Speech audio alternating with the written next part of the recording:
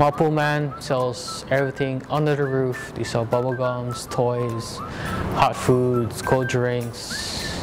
What more can you ask for from there? Down and be calling out, Manapua, Pepeao, pork hash.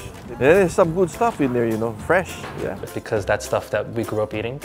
Pork hash and manapuas are stuff that we all grew up eating as kids. They're serving these really unique, delicious buns, soft bread. Some are sweet.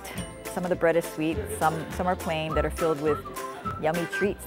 Nowadays there's curry, there's pork, there's chicken, there's fish, there's shrimp. There's all kinds of delights in this bun.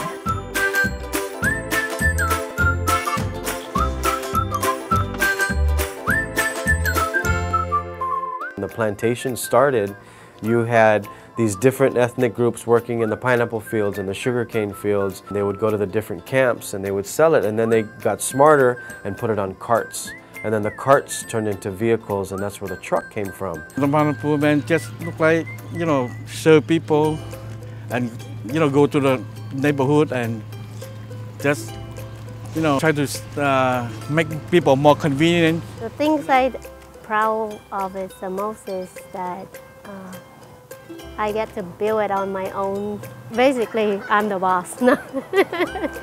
Every after school, we used to chase them down. You know, it's $1 back then for everything.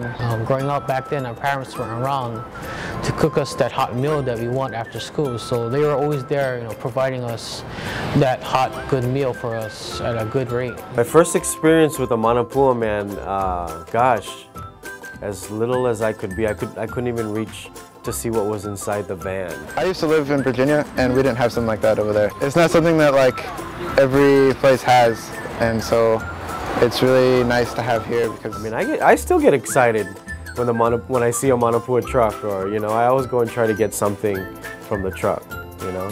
I think the mainland kids have the ice cream truck. We have the Manapua Man. Before the food truck industry came along, original was the Manapua Man. If it wasn't for the Manapua Man, we would not have the food truck. So I honestly believe food trucks came from Hawaii. You know, food trucks, they have their own specialties, but not the same as the Manapua Man. Because they're so unique and they've been around forever. I mean, Manapua has been around forever.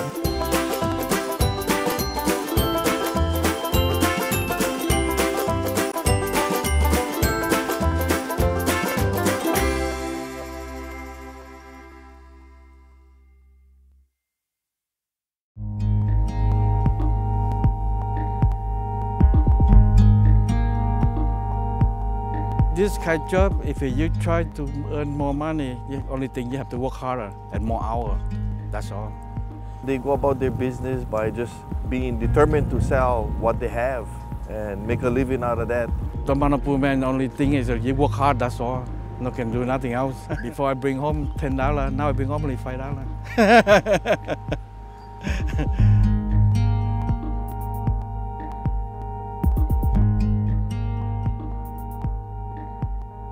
You see, I'm sweat. Not easy job.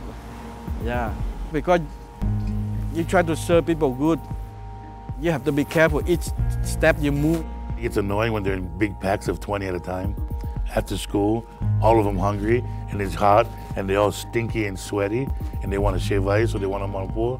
I can see the Manapua Man getting aggravated, but the good Manapua Man puts up with it, deals with it. But sometimes, you know, first day, you slow. I try to quick. Everybody rushing you. Hurry up, hurry up. And you're frustrated. You don't know what to do. And, you know, just time go by and then you learn and then getting better and better. They usually work a lot of hours, and to get something out of life, they're willing to work for it. They wake up early, you know. It's a business, and to run a business, you have to put in time. And these guys put in a lot of time, and I don't think people realize it. I remember them saying that they were up at like midnight getting all the dough ready to bake it or steam it, whichever one it was. And they were still open late in the day, making all the rest of the delicacies. And it seemed like they didn't close early, you know, and go home. They were open like the full day, and yet there was the guys back in there at midnight getting it all ready for the next day. So it's got to be a pretty tedious and a hot job. It's not easy. Yeah, you have to everything. Pick up this, pick up that, soda, candy, all kind. When you finish work, you have go home. You cannot rest yet. After a whole day out and about, I go home, clean up, and prep for the next day. Yes, it runs until 11 o'clock at night. So when I hit the bed, it's 11, and I wake up at 5 and get all over again.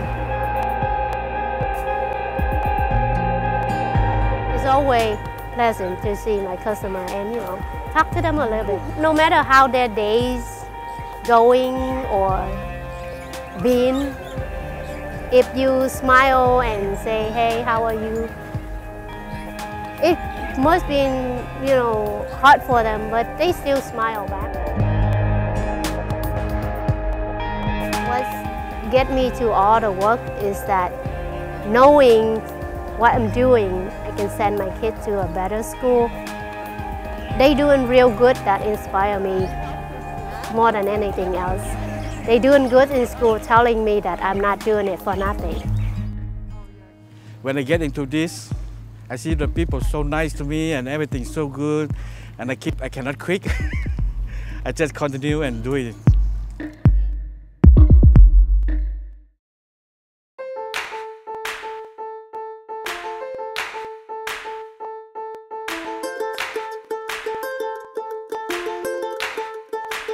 Every day she has lunches, shoyu chicken, loco moco, plate lunch, minis or regular.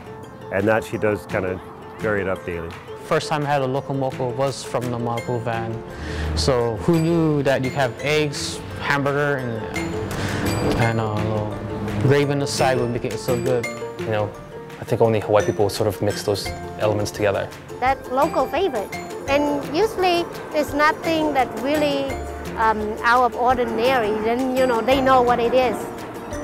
Just put it together and they would try it. And a lot of time they really like them. We started making our own loco mocos, but nothing topped it off like the Monopool van version of it. If you want a taste of Hawaii, they can get a taste from the Monopool van.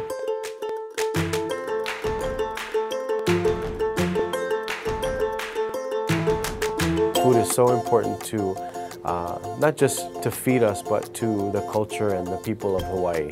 And that's why I think it's such a special place. People from all over the world not only come to Hawaii for the scenery, they love our food. Hawaii has their own versions of food. It's like a fusion of the different cultures that sort of are from here. And represents the melting pot that Hawaii has become, both with ethnicity and different cultural foods. I have seen kids, seen the little kindergartner now, third grade, and then seen the senior now graduate and come back from join the military and with uniform on, and it's so cool to see that. They knew our names back then. They knew what we want. They knew what was good for us. Monopool Man, if done right, in the right communities, with the right people, is family. And you treat the Monopool Man with family-like respect. Parents trusted him. And he cared that the kids would get in trouble. And he didn't want them to get in trouble. So in my own family, there's 4 generations who had the same Monopool Man. So you get the same folk tale stories being told.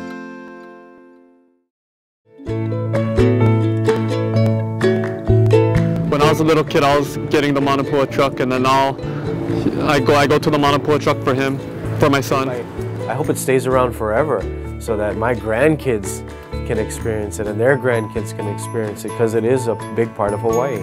Every now and then in a great while, I would see some customer I haven't seen for a year.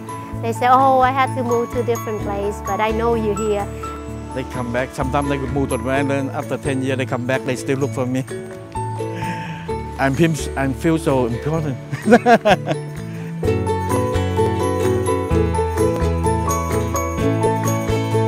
Going back to the plantation days when the field workers worked, the Filipinos, the Japanese, they couldn't communicate with each other.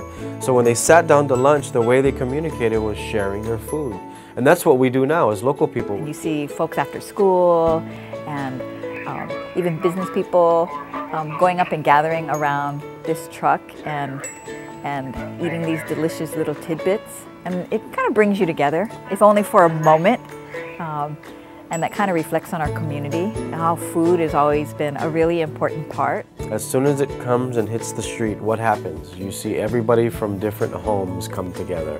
So it brings people together, it really does. And when I said food from Hawaii brings people together, that's what the Manapua Man is doing. It's really bringing kids together, adults together. And that's how, I guess that's how the community going, you know, connect to one another.